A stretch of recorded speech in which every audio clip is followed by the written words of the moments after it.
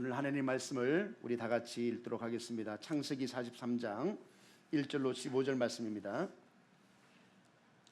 창세기 43장 1절로 15절, 구약성경 68쪽에 있습니다.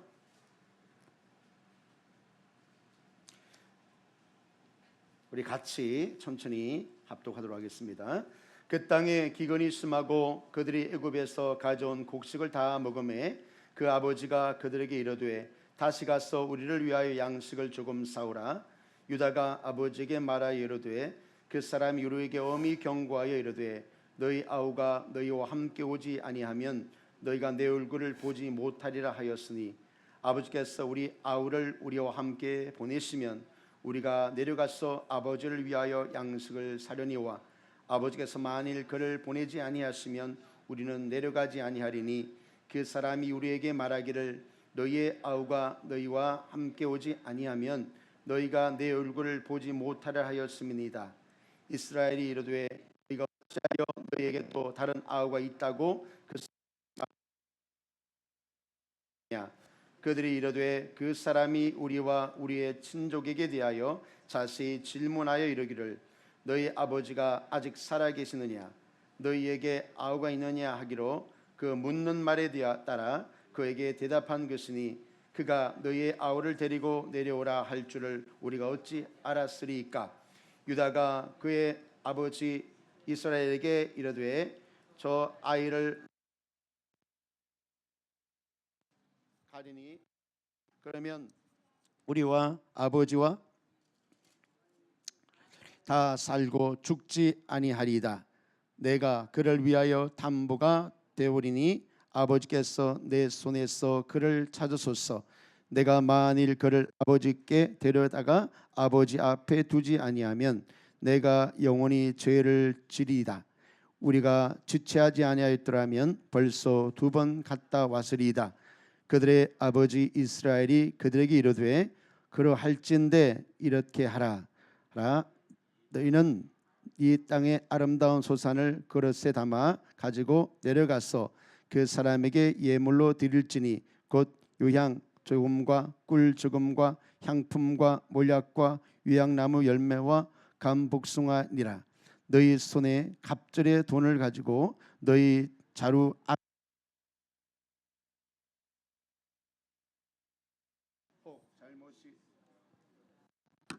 아우도 데리고 떠나 다시 그 사람에게로 가라.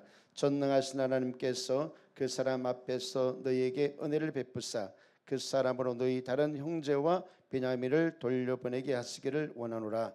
내가 자식을 잃게 되면 이르리로다. 그 형제들이 예물을 마련하고 갑절의 돈을 자기들의 손에 가지고 베냐민을 데리고 애굽에 내려갔어 요셉 앞에 서니라. 아멘. 오늘 불타는 열망이라는 그 지난주에 이어서 소제목 다시 찾아오시는 하나님이라는 제목의 하나님의 말씀을 나누도록 하겠습니다. 하나님의 사람으로 세워지기 위한 자격이 있을까요? 그것은 하나님으로부터 받은 은사나 능력이 아니라 얼마나 그 마음에 불타는 하나님을 향한 그 목마름과 배고픔이 있느냐 그것입니다. 제가 바라기는 우리 교회 성도들이 이 대한민국에서 가장 예수 잘 믿는 사람이 하나님의 사람으로 세워지길 축복합니다. 특별히 하나님을 향한 배고픔과 또 목마름이 있기를 축복합니다. 인생이요 건강하게 살고 행복하게 살 수 있는 비결이 있다면 뭘까요? 좀 가르쳐 주세요.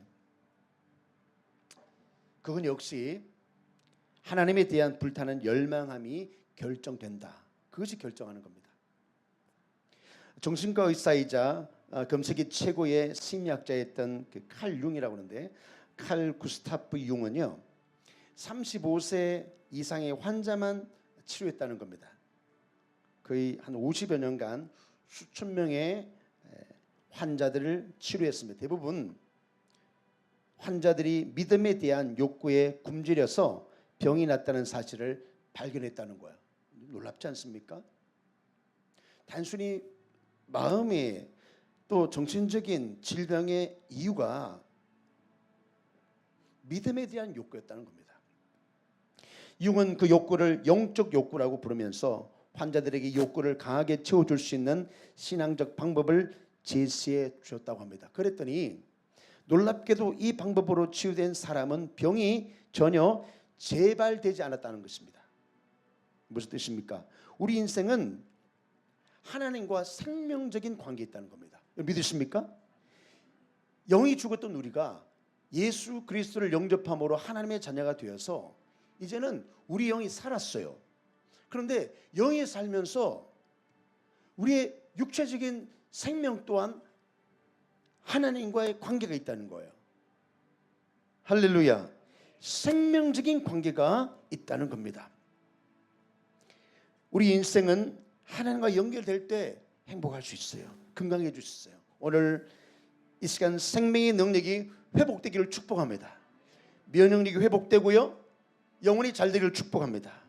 우리가 기도할 때 여러분 우리가 너무 애글복걸해요. 지난 금요일 날 제가 이런 차원의 말씀을 드렸더니 조금만 이해하는 것 같아요. 한 70% 정도? 여러분 우리가 하나님께 기도합니다. 우리의 기도 제목과 마음의 손을 기도해요. 마치 손님이 왔을 때에 대접할 것이 없어서 그 마을에 잘 사는 집 밤에 쾅쾅쾅 두드려서 떡을 구해서 손님을 대접하는 그런 간절히 구하여 찾는 받는 그런 응답에 대한 부분도 있지만, 제가 말씀드린 것은 뭐냐면 창세기에 나타난 하나님, 천지를 창조하신 하나님이 우리에게 그런 형상을 부어주셨어요. 그래서 보이는 세계뿐만 아니라 보이지 않는 세계를 창조한 하나님께서 우리에게도 동일하게 그 세계를 다스리라는 거예요. 하나님이 빛이라는 말씀할 때 빛이 있었고요, 그리고 우리에게도 번성의 복을 주셨어요.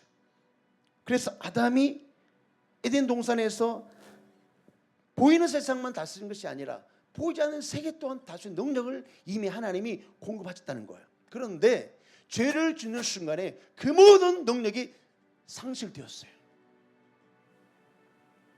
그래서 우리는 기도할 때 그 부분을 깨닫지 못하고 믿음을 가지지 못하고 기도하는 것 같아요. 그래서 제가 하나님 주신 이 기도의 방법을, 제가 하나님께서 주신 특별한 믿음인데 제가 이야기했더니 우리 사모가 그래요. 그 목사님이 그렇게 기도해 주세요. 아닙니다. 저도 기도하고 우리 모두도 기도하고, 할렐루야. 그 액을 복구라는 기도가 아니라 우리는 명령해야 된다는 겁니다. 선포해야 된다는 겁니다. 보이지 않는 세계 환경이 보이지 않을지라도 명령해야 된다는 거예요. 여러분 번성하라고 우리가 오늘 예배를 시작하면서 함께 선포했듯이 번성하기를 축복합니다. 환경이 다스려지기를 축복합니다. 영육의 모든 부분들을 우리가 하나님 앞에 기도할 때에 특별히 하나님 앞에 기도도 하지만 우리 입으로 명령과 선포하는 그런 담대한 믿음이 있기를 축복합니다. 저는 우리의 믿음이 전가되기를 원하는 겁니다. 믿음이 전가되어야 비로소 모든 필요가 채워진다는 사실이에요. 한 번 더, 믿음이 전가하면 모든 필요가 채워진다는 거예요. 한번 따라합시다. 믿음이 전가하면 모든 필요가 채워진다. 여러분 그렇습니다. 빌립보서 4장 19절에 나의 하나님, 그 하나님이 그래서 예수 안에서 그 풍성한 대로 너희 모든 쓸 것을 어떻게 해요? 채우신다. 여러분 이 말씀을 가지고 묵상하시고 선포하시기 바랍니다. 야, 이 말씀이 너무 멋진데, 이 약속의 말씀 나는 믿어. 그리고 이 말씀으로 선포하며 기도하길 바랍니다. 어떻게 해요? 나는 이 말씀대로 예수 안에 있다. 그럼 따라하세요. 나는 이 말씀대로 예수 안에 있다. 나는 이 말씀대로 예수 안에 있다. 또 나는 그의 영광을 위하여 살고 일한다. 나는 그의 영광을 위하여 살고 일한다. 또 나는 나의 모든 쓸 것을 채우신 하나님의 약속을 믿는다. 나는 나의 모든 쓸 것을 채우신 하나님의 약속을 믿는다. 아멘. 여러분 우리가 종교적인 사람이 아니잖아요.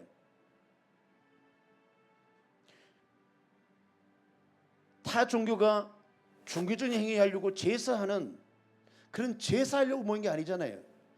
형식으로 그만의 장천에 그 하늘에 계신 하나님이 아니라 오늘 이곳에 자정하시고 살아계신 수천 년 전에 살아계신 그 하나님이 지금도 우리와 함께 하신 하나님을 믿습니다. 살아계신 하나님을 믿습니다. 그 하나님이 약속하신 구약의 말씀, 신약의 말씀, 그 약속이 내 것이 되면 분명히 말씀대로 되어지는 것인 줄로 믿습니다. 그렇다면 이제부터 어떻게 하느냐? 우리는요, 기대해야 됩니다. 여러분, 기도와 기대를 잘 구분하시죠? 기대하시길 바랍니다. 기대하셔야 돼요. 여러분, 기대라는 것은 하나님께서 나를 만나 주실 것이라는 불타는 열망함이 있어야 돼요. 오늘 하나님 나를 만나 주세요. 하나님 아니고는 안 돼요. 하나님 나를 만나 주면 나는 됩니다. 한 번만 만나 주세요. 한 번만 터치해 주세요. 그러므로 기대는 긍정적 사고를 통해서 우리에게 들려오는 느낌이나 감정이 아닙니다. 우리가 하나님의 말씀 묵상하고 성령님과 교제할 때 생기는 직접적인 결과예요. 그리고 교회가 역동적으로 일어나는 기초가 되는 것입니다. 여러분, 우리가 기대하는 마음으로 올 때 우리 가운데 놀라운 은혜와 복이 있을 줄 믿습니다. 예배 참석할 때요, 그런 기대하는 마음을 품고 오세요. 그래서 토요일부터 6일을 준비해서 하루를 드리기 위해서 우리가 그렇게 주일을 준비하시길 축복합니다.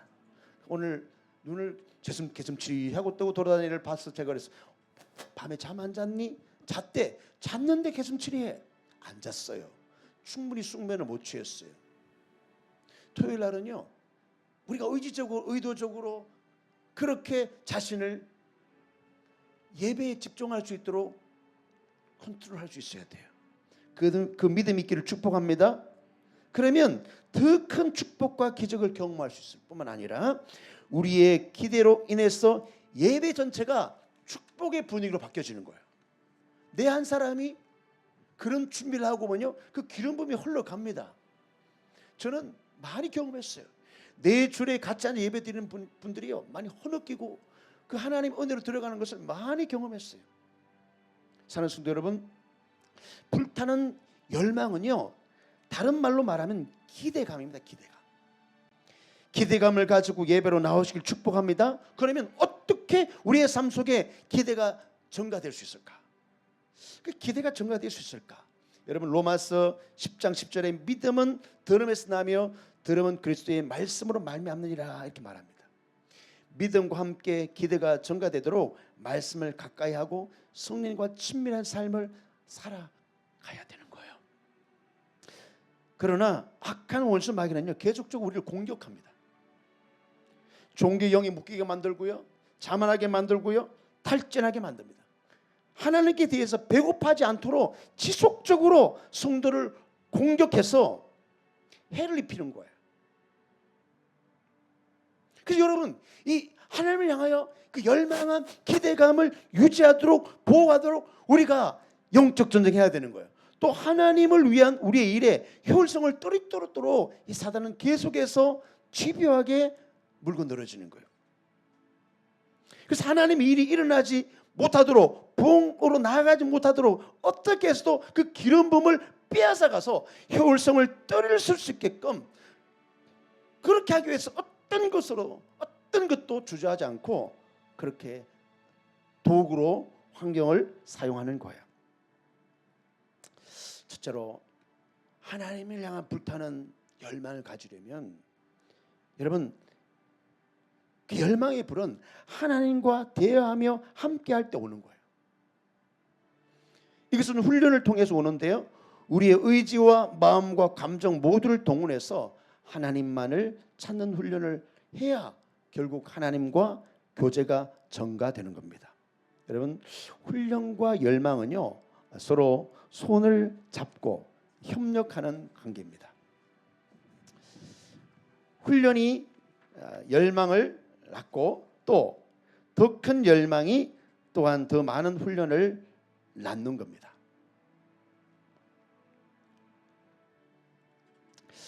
누가복음 9장 23절에 보면 나를 따라오던 자기를 부인하고 자기 십자가를 지라고 합니다.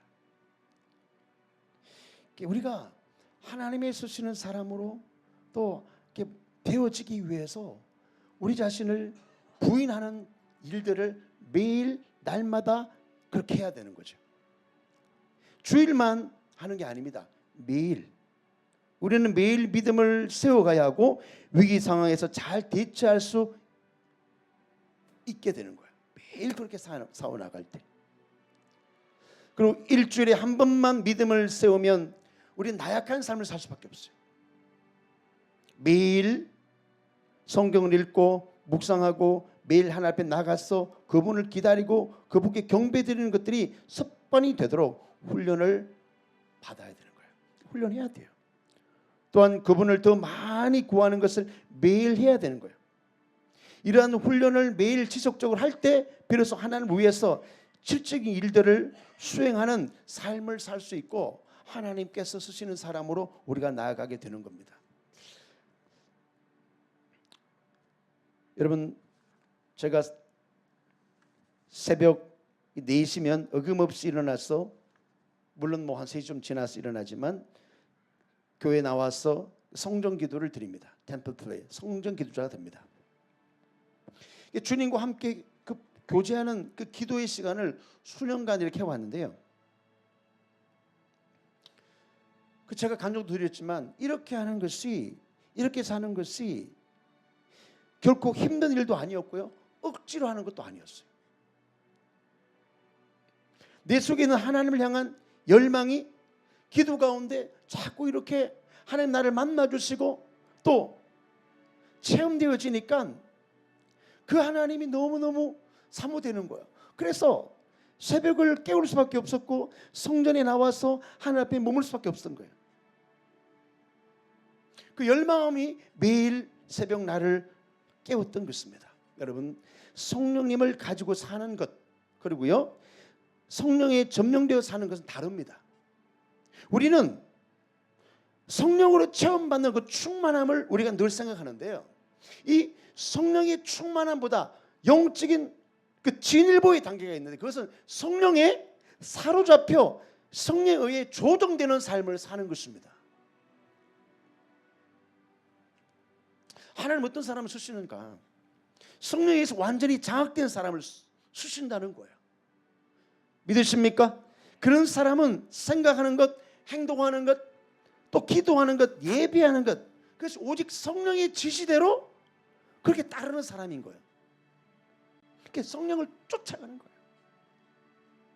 그런 사람은 자신의 삶을 사는 것이 아니라 성령님의 삶을 사는 사람인 줄로 믿습니다.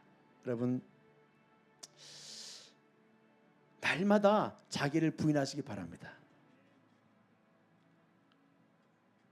우리 육은 너무 강합니다. 그래서 그 육은 영적인 일을 싫어해요. 성령을 쫓아가는 그 삶이 싫은 거예요. 그래서 육이 얼마나 저항하는지 몰라요. 그런데 여러분, 우리가 우리 자신을 부인하기 시작하면, 아니지, 이러면 안 되지, 내가 믿음으로 살아야지, 성령을 쫓아 살아야지 결단하고 선택하고 결정할 때, 여러분, 놀라운 것은 육은 영에 순종하고 지배를 받게 되어 있어요. 할렐루야. 영이 잘 돼야 되는 거예요. 영이 강건해야 되는 거예요. 반대로 사람 묶고 조종하는 악한 영이 있습니다. 많은 이가 귀신 들려서 여러분 살아가고 있어요. 아니면 적어도 삶의 일부분이 악한 영에 묶여 살아가고 있습니다. 자신도 의식하지 못하게 삶의 일부분이 악한 영에 묶여 사는 사람들이 많습니다. 우리 예수 믿는 사람도 귀신 들리나요? 악한 영에 묶이나요? 묶이죠. 제가 지난 새벽 시간에 우리 성도를 위해서 기도하는데, 아니 뭔가 어깨에 있는 거야. 그래서 그걸 놓고 막 대적 기도했어요. 여러분, 예를 들면 우리가 술 중독의 영에 사로잡혀 살 때가 있습니다. 분노의 영에 묶일 때가 있어요. 악한 영의 영향을 받는 거예요. 영이 지배하는 거예요. 육신의 욕망에 여러분 영이, 그 악한 영이 우리를 묶는 거예요. 우리 안에서 우리를 묶고 꼼짝 못하도록 마음대로 사람을 조정하려고 사람을 여러분 묶는 거예요. 또한 지난날의 상처에서 벗어나지 못하도록 묶고 조정하는 거예요. 오늘 본문에 보니까 야곱이 있습니다. 야곱 모습은 지나온 자신의 인생 속에서 상처투성이인 사람임을 대표하는 묘사하고 있어요. 어릴 적에 형 에서로부터 아버지의 사랑을 빼앗겼다고 생각했습니다. 그래서 속임수를 써서라도 자신의 목표를 성취하는 것을 정당화시켰고요. 그래서 눈먼 아버지를 속이고 어머니 리버가 합작해서 형의 장자권을 빼앗습니다. 그리고 야반도주에서 외삼촌 라반의 집으로 도망가요. 그리고 도망가서 22년간 타향살이 속에서 속고 속이며 어떻게 해서든 재산을 끌어모으려고 그의 목표는요 성공이에요. 육적인 그 목표가 있었어요. 자 보세요. 야곱은 하나님을 만났죠. 그리고 은혜를 받았습니다. 하나님의 살아계심을 체험했습니다. 자신의 내면 깊숙한 곳에 여러분 마음의 상처는 치유받지 못한 거예요. 은혜를 받고 하나님을 만났지만 그 부분을 치유받지 못해서 결국 그 마음의 상처로 인한 집착을 낳게 되었어요. 이런 것들이 그의 마음속에 있었어요. 야곱이 무엇에 집착했을까? 팥죽 한 그릇의 장자권을 빼앗았어요. 야곱의 아내가 4명인데요. 유독 라헬에게 집착했습니다. 자신은 열정을 쏟아부은 그 사랑이라고 생각했는데 그것도 집착해서 나온 것이 있어요. 여러분 사단은요 상처를 사용해서 우리에게 집을 만들어요. 우리 안에 사람 안에 집을 만들어요. 견고한 진을 만들어요. 그리고 라헬이 낳은 요셉과 베냐민에 대해서 더욱 집착하게 되는 거예요.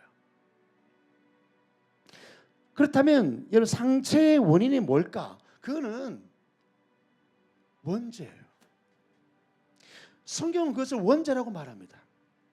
아담과 하와가 하나님께 범죄하고 나서 첫 번째 보인 행동은요 여호와의 낯을 피해서 동산 나무 사이에 숨는 겁니다. 그리고 두려워했다 그랬어요. 에덴 동산에서 추방되는 것은 거절감이 상처의 뿌리가 되는 것이었어요. 다시 말해서 모든 인간은 태어날 때부터 원죄를 가지고 있으므로 상처를 가지고 태어나게 되는 거예요. 그러므로 상처의 근본적인 원인이 원죄입니다. 상처는 학습, 경험에 의해서 우리 속에 들어오는 것이 아니라 우리의 내면의 고통의 씨앗에서 나오는 겁니다. 그리고 우리의 삶의 현장에서 환경의 영향으로 뱀이 꽈리를 털듯이 우리 안에 털을 잡게 되는 거예요.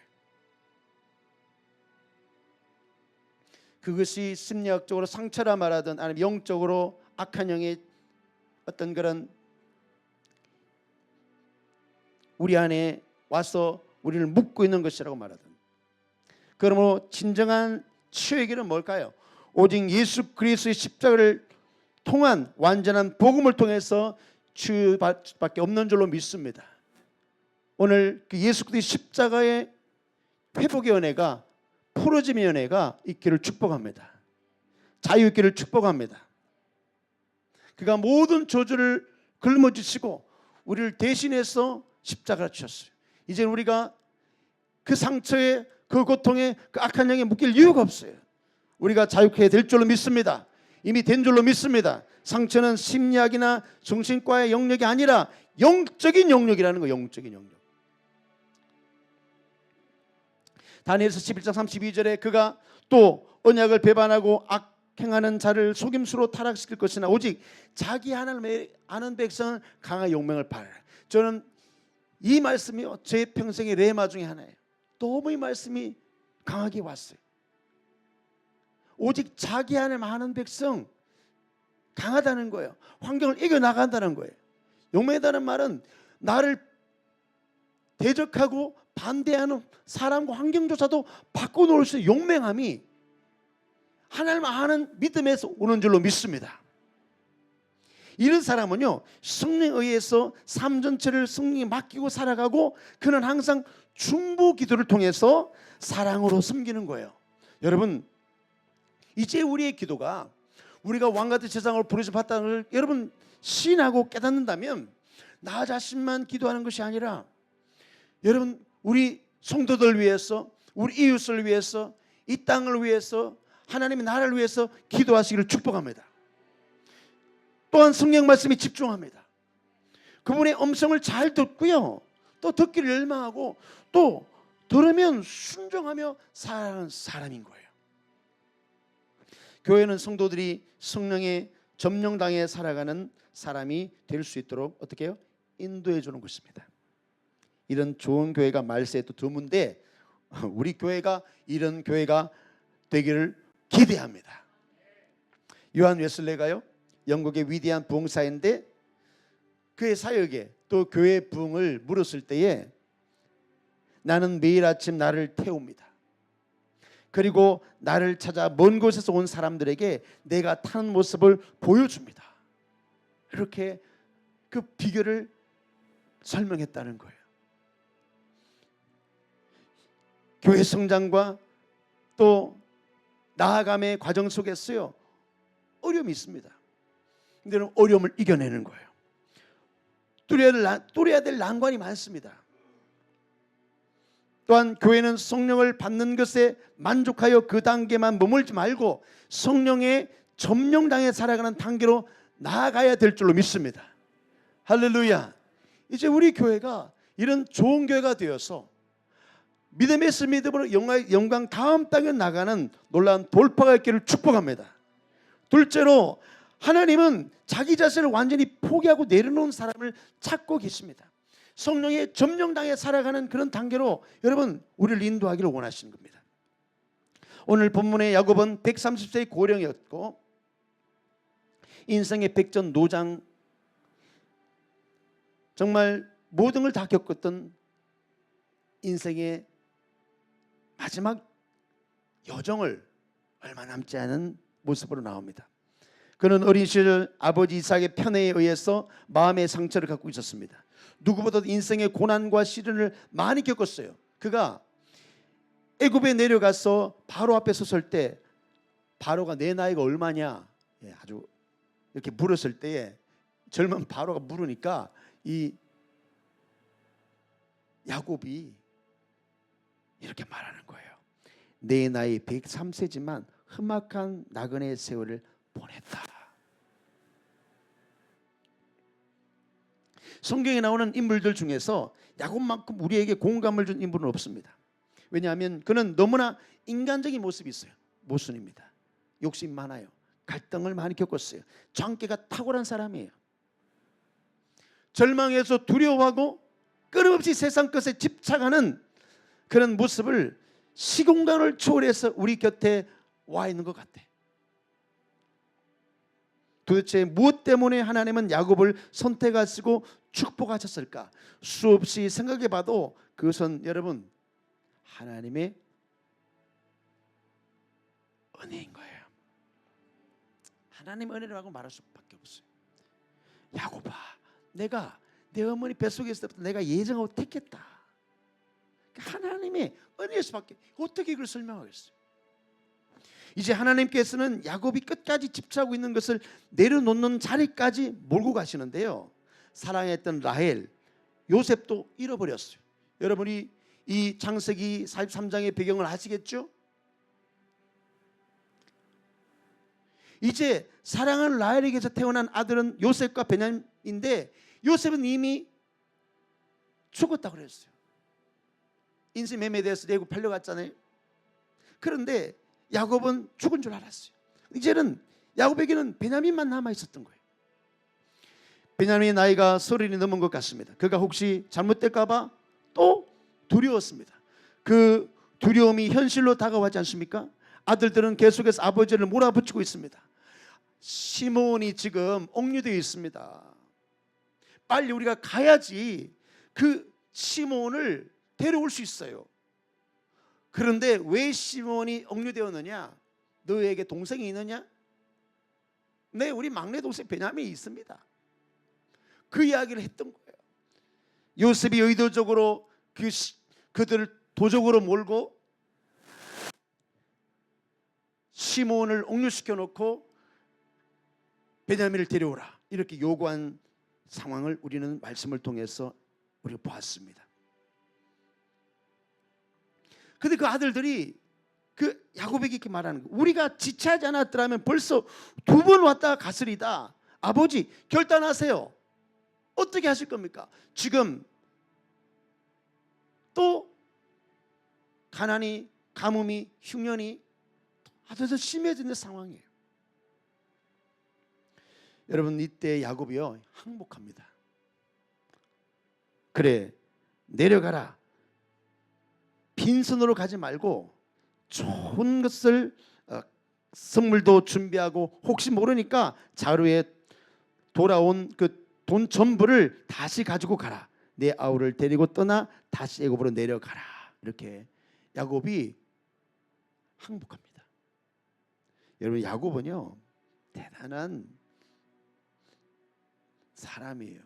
우리가 생각하는 옹고집 고집을 꺾을 수가 없어요. 그에게 있는 것을 누구도 뺏을 수가 없어요. 사랑하는 성도 여러분, 야곱의 심정이 어떠했을까? 마지막 희망인 베냐민을 사지로 몰아넣는 불안감에 마음이 찢어지는 것 같았을 겁니다. 하나님은 야곱이 베냐민을 끝까지 포기하지 않고 집착하고 있을 때 하나님이 간섭하시는 거예요. 여러분, 그 집착하는 것에 대한 하나님의 치유, 묶여있는 그 야곱에 대한 그 견고한 진, 그것을 하나님은 회복하기를 원하시고 치료하기를 원하신 거예요. 회복하기를 원하신 거예요.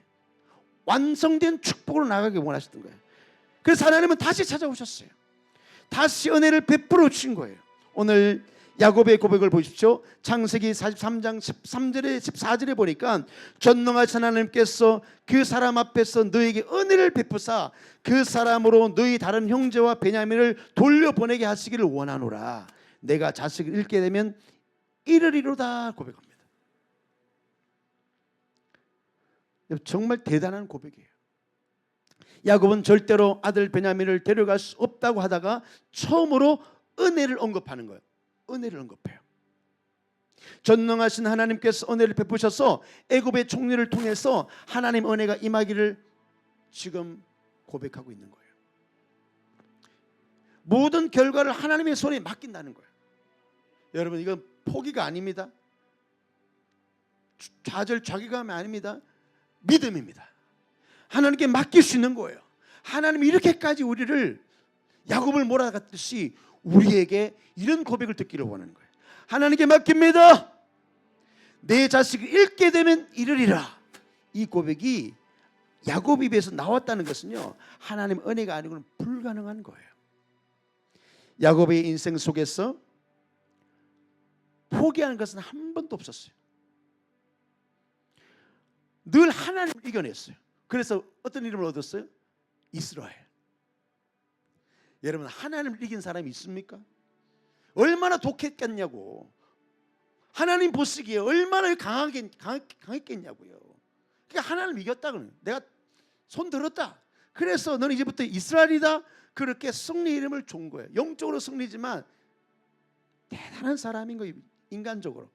제가 오늘 예배 전에 이렇게 대화를 나누다가 우리 어떤 집사님하고 대화를 하다가 또 그런 생각이 들었어요. 야, 정말 우리 하나님이 만져주지 않았으면 이 자리에 있을 수도 없어. 저는 저를 잘 알아요. 하나님이 은혜 주지 않았으면 이 자리에 있을 사람이 아니야. 어디가 있을지 몰라. 그런데 그 하나님의 은혜가 성령의 매이게 하시는 그 놀라운 인도하심이 저를 이곳까지 오게 하시고 또 축복을 흘려보내주신 아브라함의 자리까지 믿음의 조상이 된 아브라함의 그 축복의 권세까지 주셔서 이 강단에서 매주 이렇게 말씀을 전할 수 있다는 것이 얼마나 큰 은혜인지 몰라. 여러분 마찬가지일 거예요. 여러분 자신 알잖아. 이 앞에 앉아 계신 집사님도 보통 분이 아닌데 꾸벅꾸벅 졸고 계시지만 암도 이기시고 암도 이기시고 8학년 파랑의 사방? 파랑의 사방? 예? 그 낮춘 거 아니에요? 여러분, 지금까지 하나님께서 우리를 포기하지 아니하시고 인도하신 것, 그래서 하나님 은혜인 줄 믿습니다. 근데 오늘 야고보는요, 내 자식을 잃게 되면 잃으리라 고백합니다. 여러분, 자식을 잃는다는 거 사랑하는 자식이에요. 자식 많지만 라헬의 자식이에요. 아들을 단순히 포기하는 것이 아니라 하나님의 손에 맡겨 하나님의 뜻대로 순종하겠다는 신앙의 고백이 여기 들어있는 거예요. 옆에 있던 아들들이 얼마나 놀랐겠습니까? 이제껏 요셉, 베냐민 때문에 자식 취급받지 못했다가 가족들을 위해서 베냐민을 내어놓는다는 거예요. 이 당시의 가장은요, 그냥 우리 지금 가장이 아니에요. 시족 공동체로 왕래였던 자리와 똑같아요. 아브라함이 그 당시 왕과 똑같은 위치였던 듯이 불가능한 일인데 지금 내어놓은 거예요. 야곱이 하나님의 은혜를 구했다는 것은요, 자신의 연약함과 부족하지만 자신이 선택받은 하나님의 자녀임을 자각했던 거예요. 무슨 뜻입니까? 결국 하나님의 은혜가 집착을 이기는 거예요. 하나님의 은혜가 견고한 진을 파는 거예요. 하나님의 은혜가 모든 묶임을 풀어놓는 거예요. 할렐루야. 우리를 자유케 하는 거예요.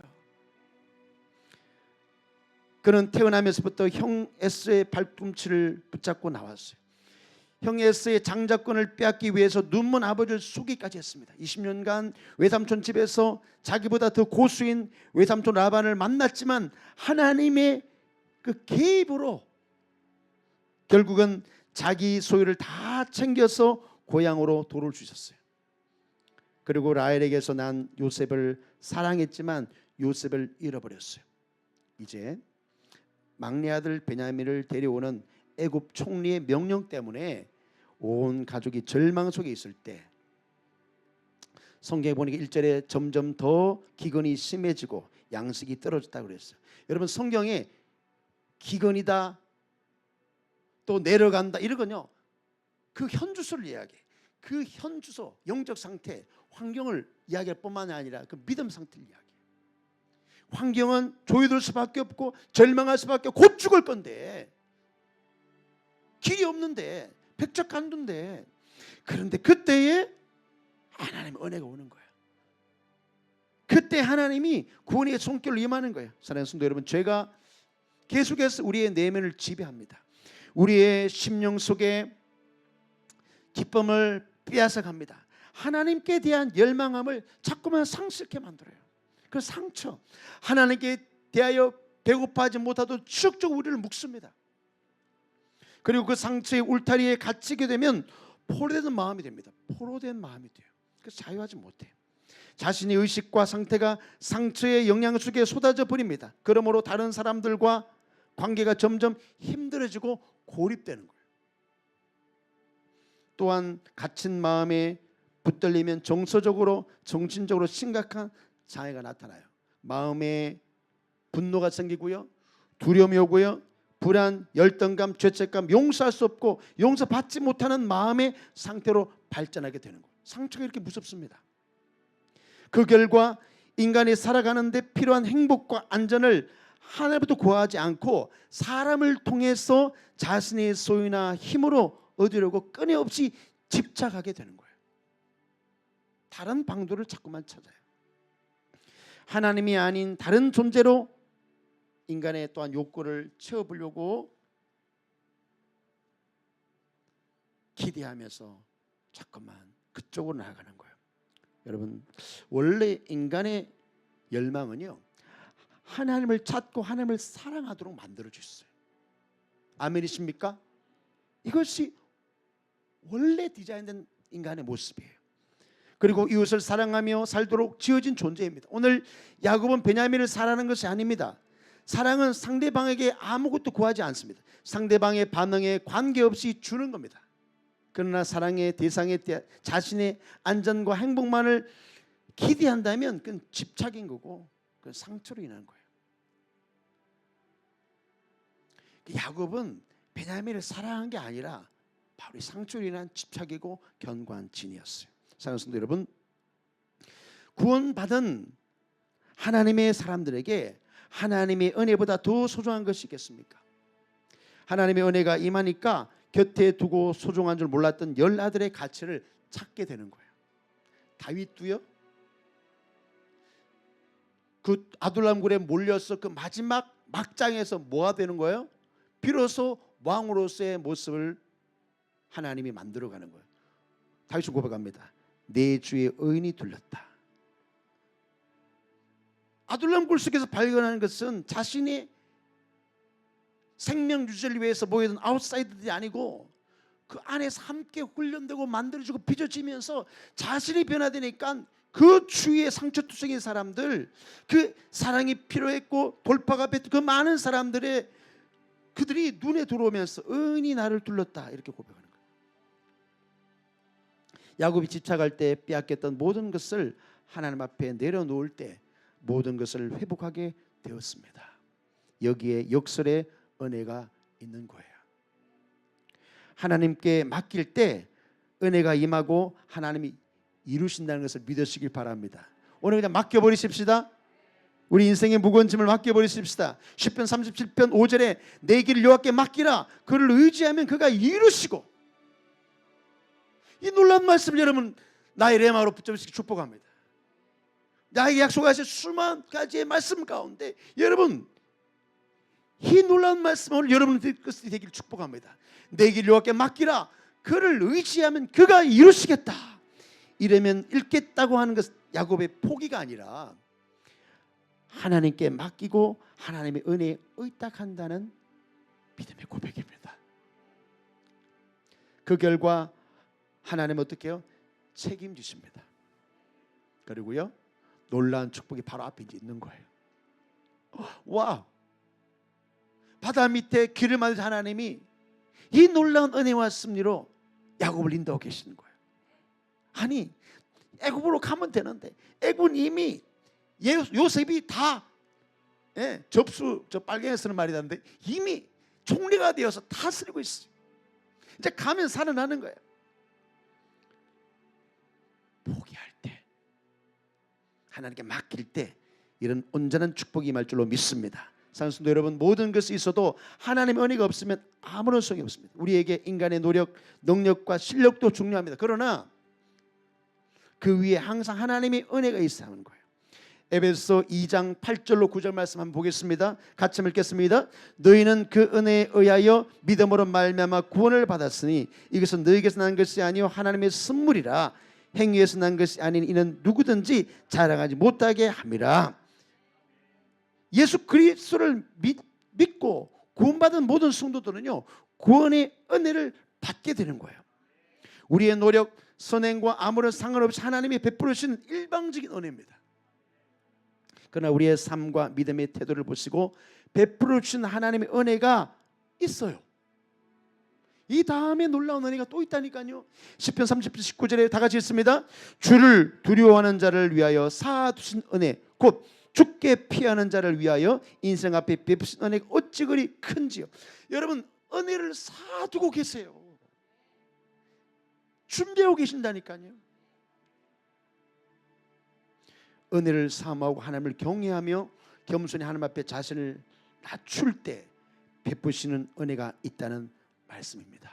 오늘 우리에게 정말 값없이 베풀으신 하나님의 은혜가 넘치게 될 때 우리 내면 속에 우리를 사로잡고 있는 모든 거짓된 영에서 자유를 누릴 수 있는 것입니다. 그러나 하나님의 그 값비싼 은혜, 여러분 값비싼 은혜, 그 값싼 은혜로 바꾸어 버릴 때 끊임없이 우리는 이 세상 것에 목말라하고 집착할 수밖에 없어요. 이로 인해 자신의 삶 속에서 영적인 변화를 체험할 수 또한 없습니다. 그건 언제나 과거 상처에 붙잡히는 거예요. 그래서 신앙생활은요 항상 가면을 쓰고 자신을 위장하는 거예요. 퍼포먼스예요. 하나님께서 우리에게 베푸신 은혜를 누리지 못합니다. 많은 사람이 교회에 왔어요. 이렇게 말합니다. 목사님도 상처받았어요. 그런데 자기가 상처를 준 것은 생각지도 못해. 그래서 힘들다, 어렵다, 아우성을 칩니다. 우리가 상처 주는 자가 아니라 상처 받은 자지만 그 상처가 치료되어서 상처를 통해서 치유되어서 이제 우리는 치유자로 회복되기를 축복합니다. 마지막 사랑하는 성도 여러분, 교회는 하나님의 은혜가 머무는 곳입니다. 예배, 섬김, 봉사, 헌신을 통해서 은혜를 맛보는 곳이에요. 고든 맥도날드는 세상도 교회 못지않게 선하고 아름다운 사역을 할 수 있다. 맞아요. 그러나 세상이 못한 일이 하나 있다. 세상은 은혜를 베풀 수 없다. 놀라운 표현입니다. 여러분, 이 말에 깊은 내용 가운데 하나는 그거 같아요. 교회만이 소망이야. 교회에 와야 하나님의 은혜를 받을 수 있어. 할렐루야. 팬데믹 이후에 많은 성도들이요, 믿음과 신앙이 무력해지고요, 무감각해졌어요. 또한 탈진해 무너져 내리고 있어요.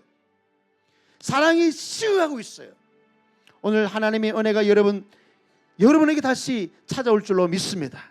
다시 찾아오신 하나님, 내 자식을 잃게 되면 이러리라. 이와 같이 다시 은혜를 베풀어 주시고, 아직도 하나님보다 이 세상 것들에 집착하고 있는 모든 것들을 다 끊어버리고 은혜와 하나님의 긍휼함을 오늘 기대하시길 축복합니다.